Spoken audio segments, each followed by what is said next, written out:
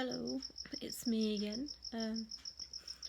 I just thought, well, hopefully this will be a quick video. Um, I know I always say that, and sometimes it's half an hour long, but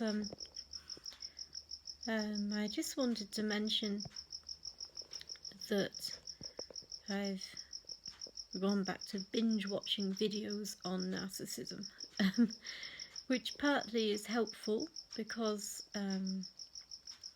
it helps us remember that we're sane and that it's not our fault, that the things that happen to us are not always our fault, that we're not to blame for everything, that we don't need to feel shame, that we're not abnormal.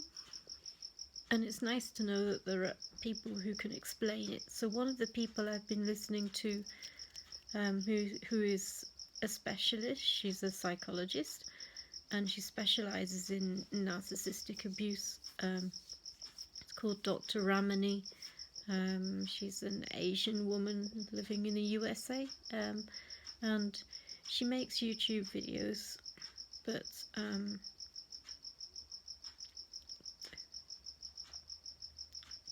so I've been listening to them. But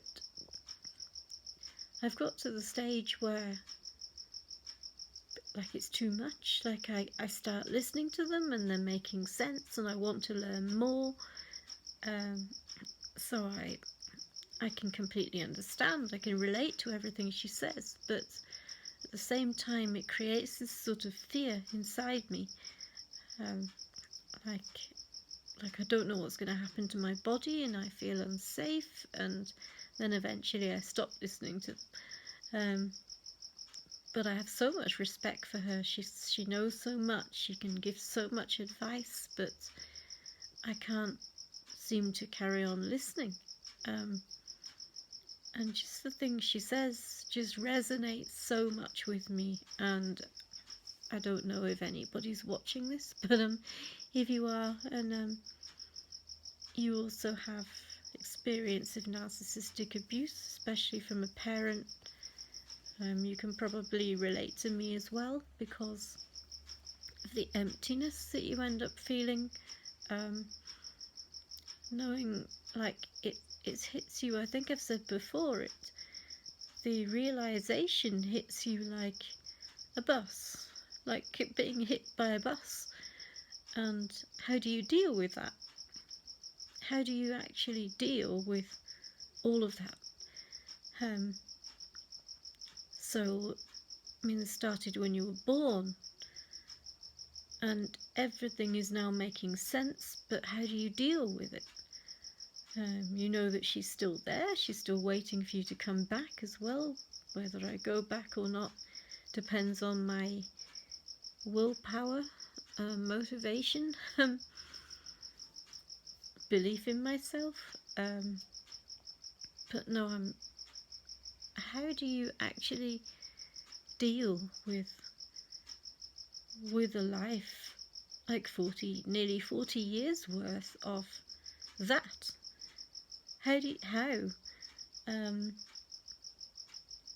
You know, my mum wasn't, I was always terrified of her, and in the back of my mind I always thought my mum loved me, so I was trying to do things that would make it better, try to do things to stop upsetting her, to stop the rage, to stop the complete loss of control, and she would explode. I was terrified of my mum's explosions. I really hope she's not found this channel as well, because it will give her more ammunition. But and I'm still terrified of them. But when you look back on your life and you've been trying to work it out, you've never really felt like you fit in, and you didn't know why. And then suddenly, but everything was very, very difficult all the time, and you wanted not to be alive a lot of the time, and then you suddenly find out, you start learning why, and it's related to this type of abuse, and I don't know how you deal with that. I mean, how do you look back at your life? You might have achieved things like I have achieved 2 degrees. I've got my BSc in animal sciences, and my MSc in medical molecular microbiology, but that's nothing compared to having a balanced life. It's like there was a huge thing missing in my life, huge, in my upbringing, but I didn't know what it was. I never knew what it was. So to find out what that was, and to realise that it's completely missing and it's not possible for that person to provide it, it's like, who am I? How did I get here? What am I supposed to do now? And thinking back, oh, my life was just awful. I know that can sound quite pitying. I don't want pity from anybody. It's the last thing I want, but thinking back, it wasn't like, I don't have any nice stories of my family life and my upbringing to tell people. I have nice stories to tell people about my work, my friends, places I've been to with my friends, but I have nothing from my time with my mother, which was such a huge amount of time, a significant amount of time, and there's nothing. And it can be quite embarrassing as well when people ask you about your family, and what do you say? But I just wanted to make this video for myself. I'm not expecting people to watch these videos, but I'm in a stage where I'm trying to heal, I'm trying to get better, but in some ways I'm still lost. I'm still so lost because I don't know what I'm healing from. And it's so complex, and it's been my whole life. So it's all I know. And there's sometimes that I want to state things in my poems that I think about my mother. How could you do this to me? And then I remember, no, don't do that, because that's minimizing somebody else's condition. You know, she's sick, so I don't blame her for it, but at the same time I feel so hurt by the situation, probably by the situation, not by my mother per se, but never used that word before, per se, not by her actually, but by the situation. I just feel left so empty, and so like I feel like suddenly I've woken up and these things have all become apparent. And when I was struggling in my upbringing, I had no control over it. I didn't even know that it was wrong. So I actually feel like my life so far, even though I've accomplished quite a lot, and people will say that I've helped them, I feel like a lot of it has been taken away. A lot of it, I really haven't been here. Like when I was at college, I learnt what I needed to learn, but as a human being, I wasn't here, because I didn't have a self, which is obvious now, but I didn't have a self for the majority of my life.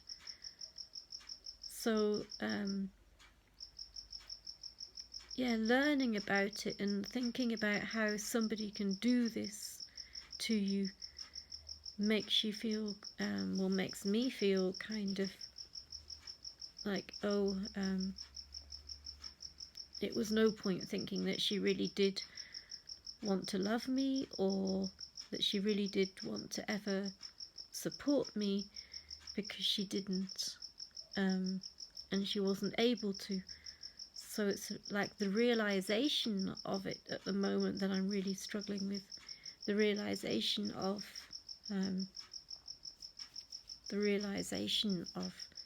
a lifetime of narcissistic abuse, and everything else that's come along with that as well. So obviously the manipulation, making me doubt myself, the physical abuse, the emotional abuse, the sexual abuse, which I was blamed for.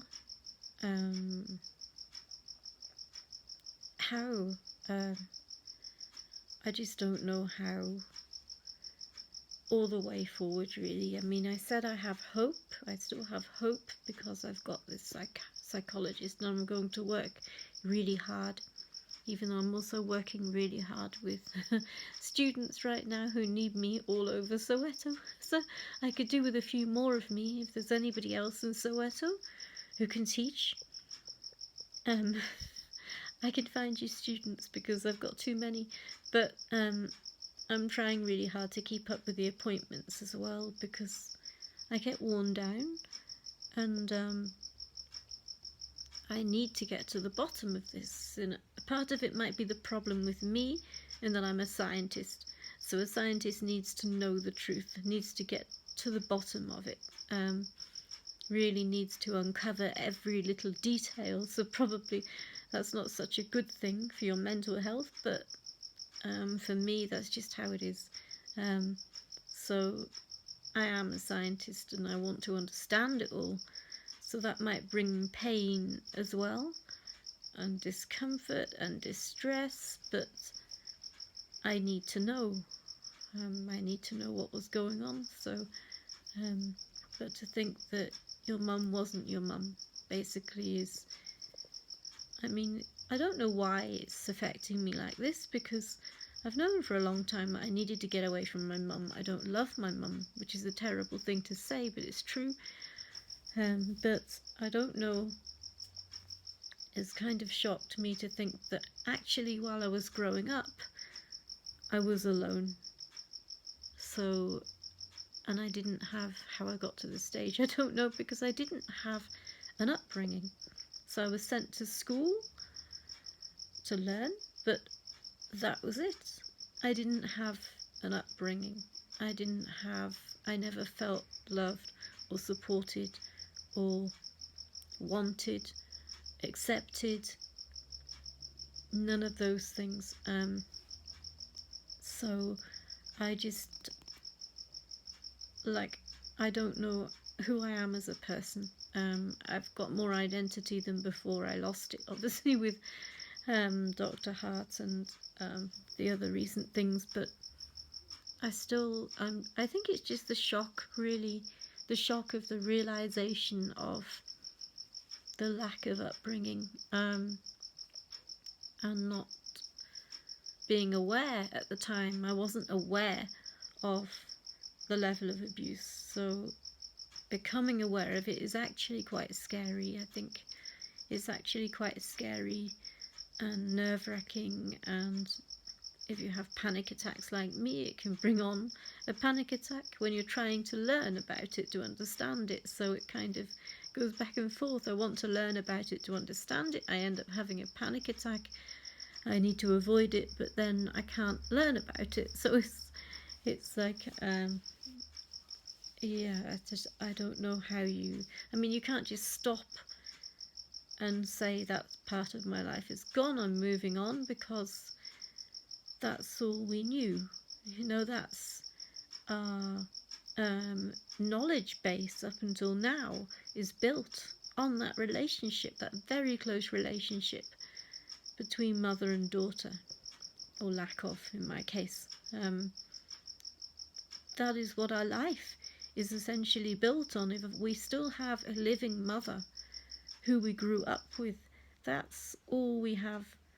That is the most basic, the closest relationship. Even though we might be terrified, we're terrified of the closest person to us, who carried us for 9 months. and we're terrified of them. So it's a strange dynamic, I think. It's unsettling, it's distressing, it's like what was going on. It's like I didn't exist. So basically I didn't exist. For those nearly 40 years I didn't exist. As people say, narcissism is, as a child you're an extension of your mother. Even as an adult child you're still an extension of your mother, so you don't exist as a person. And so I didn't exist, so I've suddenly come to life, but I've got to learn everything. But it's like it's taken such a long time to get here. A lot of pain, a lot of terror, distress, fear, illness. So many stays in a hospital, in a psychiatric hospital. Obviously for mental health issues, but brought on by my... Sorry, I'm really tired. Brought on by this toxic relationship with my mother. Probably more, I mean, she may have triggered the mental health issues, but probably more of the issues I was having that ended me up in hospital were directly related to the fear of my mother, and to the abuse, and not knowing that it was abuse, so thinking it was me, and that I couldn't do anything right, and therefore I had to kill myself. I had to go and punish myself. I was a terrible person. But to think, I just feel like it's nearly 40 years of my life wasted at the moment. Obviously I'm trying to make the most of it where I am now, but I do feel like it's nearly 40 years of my life wasted, because I could have been, if I'd known at the time, I could have got myself out. You know, I could have found people to get me out and to give me more help. But if I'd known, I could have got out a lot sooner. Even if I got out when I was 20, that would have been half of my life at least free from the chains and the abuse. But it's like, and it's still going on, you know. I still receive emails, as I said.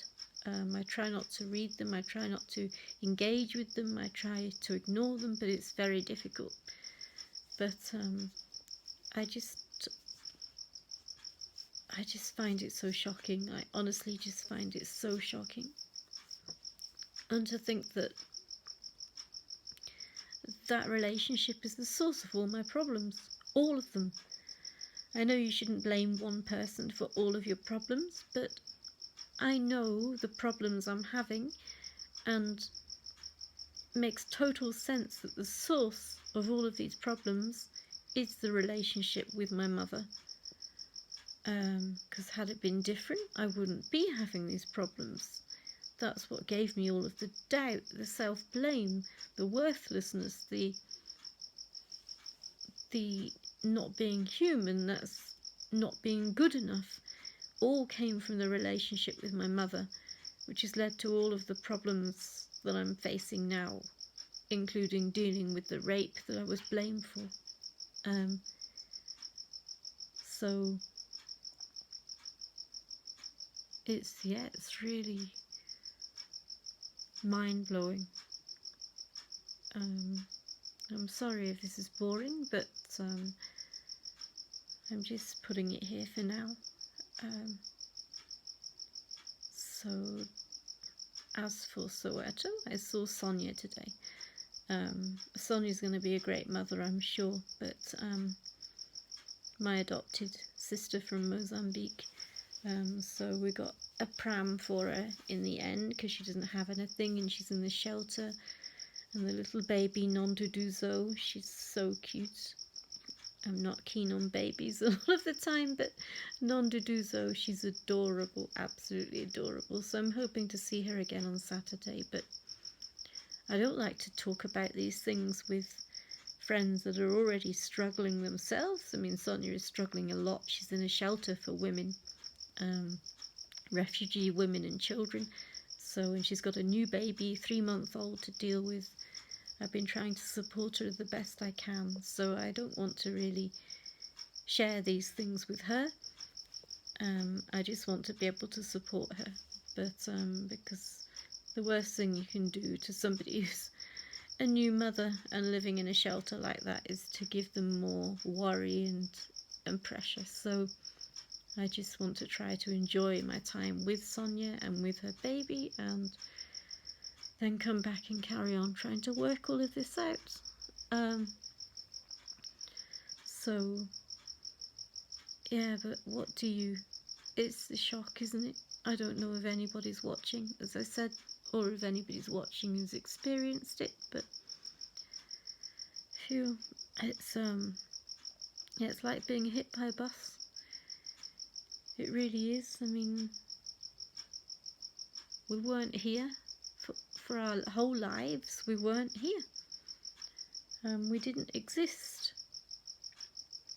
So even now I'm too ashamed to try and contact my brother again through my sister-in-law, because I feel I'm worthless and I shouldn't be doing that. It's insulting in some way if I try to contact my brother, which I know is not the case, but that's how it feels, and it's because of my relationship with my mother, and the stress and strain that it's caused on the whole family. But I'm definitely the black sheep. I'm definitely the black sheep of the family. I've done too much teaching today. I can't speak properly. I'm definitely the black sheep of the family, and I'm definitely the scapegoat. So if anybody is watching or does ever watch and is also one of those, then there's two of us. I know there's a lot of people, but there's a group on Facebook for daughters of narcissistic mothers, but I find it too painful a lot of the time to kind of be involved and to get involved and to have conversations with them, even though they're in the same situation as me, which is really sad that there's so many people suffering this way. Really sad, but so many people have missed out on a life. Some of them have missed out on an entire life. Some of the people on that page that I've engaged with in the past are in their 60s, coming up to their 70s. So their mother may be still alive in their 90s. They're still trying to deal with it. They still haven't had a life. So I'm thinking, is this going to go on and on? Am I ever going to have a life of my own, or am I always going to be pulled back by the chains, with the guilt? The extreme guilt comes with it. How these people have managed to be alive in their 60s and 70s and still battling with childhood issues. It's really sad. I'm glad that I found out when I did, but I really wish I'd found out earlier, so I regret not finding out earlier. But I'm still doubting myself at the moment. So I spoke to Rita Billet, the psychologist at Barra, and she was asking me questions, but she doesn't really say as much as the lady at Mafolo Clinic, so I'm left questioning myself a lot after speaking to her. I have a lot of doubts. I'm like, I've spoken to her about why I can't trust people, but she hasn't said much, so maybe, can I trust her? Can I trust her? Does she actually believe anything I'm saying? So, or am I just digging myself a hole to be told that I'm the problem? I don't know, but I think I'll go now because it's coming up to 25 minutes, and the electricity is due to go off soon, so yeah, I'll be back soon. I'm not sure when. These are quite spontaneous videos, but yeah, I'm just like, that's all I can do, shake my head. I've no idea how to handle it, how to handle my life so far, my work. That's why I think I'm so happy when I'm at work, because I'm distracted and I'm useful to somebody. But the rest of the time, it's like constant, what is going on? You know, what is going on in my mind? What went on when I was growing up? This is going to take a while, I think.